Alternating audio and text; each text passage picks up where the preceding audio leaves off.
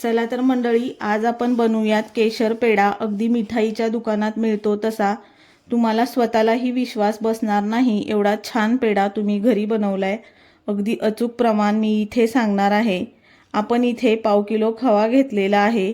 खवा अगोदर खिसणीने खिसून घ्यायचा, त्यामुळे तो एकसारखा सॉफ्ट होतो.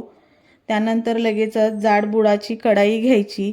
यामध्ये आपला खवा छान असं एकसारखं सतत हलवून घट्ट करून घ्यायचा. अजिबात खाली करपवायचा नाही.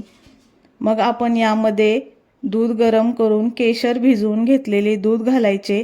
हे आपण अगोदरच करून ठेवलेलं होतं.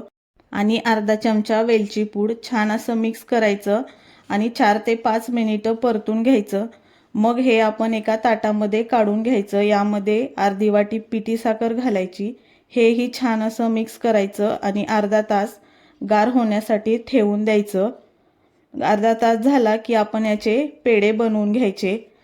वरून थोडेसे आवडीप्रमाणे ड्रायफ्रूट्स आणि केशर लावून सजवायचे.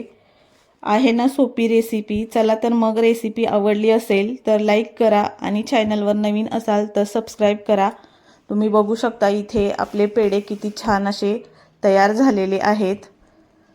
किती सुंदर दिसत आहेत.